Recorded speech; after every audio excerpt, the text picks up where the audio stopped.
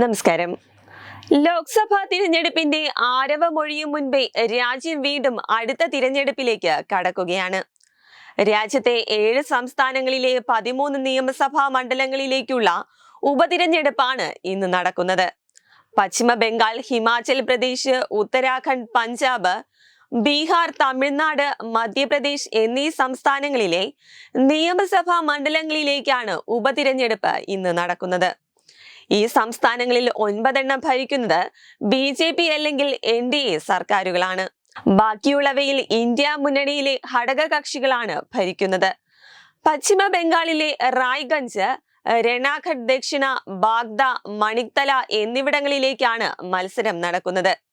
ഹിമാചൽ പ്രദേശിലെ ഡെഹ്റ, ഹാമിർപൂർ, നലഗഡ്, ഉത്തരാഖണ്ഡിലെ ബദ്രിനാഥ്, മംഗളൂരു, പഞ്ചാബിലെ ജലന്ധർ വെസ്റ്റ്, തമിഴ്നാട്ടിലെ വിക്രവണ്ടി, മധ്യപ്രദേശിലെ അമർവാര എന്നിവിടങ്ങളിലേക്കാണ് ഇന്ന് ഉപതിരഞ്ഞെടുപ്പ് നടക്കുന്നത്.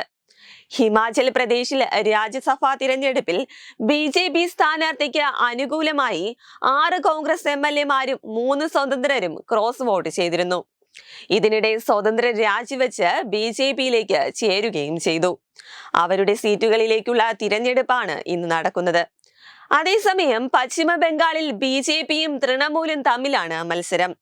2021 നിയമസഭാ തിരഞ്ഞെടുപ്പിൽ തൃണമൂൽ മണിക്തല സീറ്റ് നേടിയപ്പോൾ BJP റായ്ഗഞ്ച്, രണാഘട്ട് ദക്ഷിൺ, ബാഗ്ദ എന്നിവിടങ്ങളിൽ വിജയിച്ചിരുന്നു. തൃണമൂൽ MLA സദൻ പാണ്ഡെയുടെ മരണത്തെ തുടർന്നാണ് മണിക്തല ഉപതിരഞ്ഞെടുപ്പ് ഇപ്പോൾ നടക്കുന്നത്.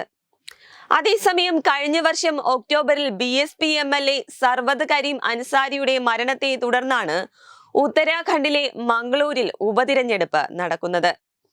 മണ്ഡലം ത്രികോണ പോരാട്ടത്തിനായിരിക്കും സാക്ഷ്യം വഹിക്കുക. കാരണം ഇതുവരെ കോൺഗ്രസോ BSPയോ കൈവശം വച്ചിരുന്ന മുസ്ലിം ദളിത് ആധിപത്യമുള്ള സീറ്റിൽ BJP ഇതുവരെ വിജയിച്ചിട്ടില്ല. എന്നാൽ ലോക്സഭാ തിരഞ്ഞെടുപ്പിൽ സംസ്ഥാനത്തെ 5 സീറ്റുകളിലും BJP ആണ് വിജയിച്ചത്. അതിനാൽ തന്നെ മണ്ഡലത്തിൽ ത്രികോണ പോരാട്ടമായിരിക്കും ഇത്തവണ നടക്കുക. അതേസമയം പഞ്ചാബിൽ ജലന്ധർ വെസ്റ്റ് നിയമസഭാ മണ്ഡലത്തിലെ ഉപതിരഞ്ഞെടുപ്പ് മുഖ്യമന്ത്രി ഭഗവന്ത് മാനിന്റെ അഗ്നി പരീക്ഷണമായിട്ടാണ് വിലയിരുത്തപ്പെടുന്നത്. കാരണം ലോക്സഭാ തിരഞ്ഞെടുപ്പിൽ സംസ്ഥാനത്തെ 13 സീറ്റുകളിൽ 3 മാത്രമാണ് AAPക്ക് വിജയിക്കാൻ സാധിച്ചത്. ബീഹാറിലെ രുപൌലി മണ്ഡലത്തിൽ RJDയും JDUവും തമ്മിലുള്ള പോരാട്ടമാണ് നടക്കുന്നത്. ഭൂരിപക്ഷം വരുന്ന ഗംഗോത്ര സമുദായത്തിൽപ്പെട്ടവരെയാണ് ഇരു പാർട്ടികളും സ്ഥാനാർത്ഥിയാക്കിയിരിക്കുന്നത്. തമിഴ്നാട്ടിലെ വിക്രവണ്ടിയിൽ AIADMK തിരഞ്ഞെടുപ്പ് ബഹിഷ്കരിച്ചിരിക്കുകയാണ്. NDA സഖ്യകക്ഷികളായ പട്ടാളി മക്കൾ പാർട്ടിയും നാം തമിഴർ പാർട്ടിയും തിരഞ്ഞെടുപ്പിൽ വിജയിക്കാൻ ലക്ഷ്യമിടുന്നുണ്ട്. എന്നാൽ DMK അനായാസ വിജയം നേടുമെന്ന വിശ്വാസത്തിലാണ്.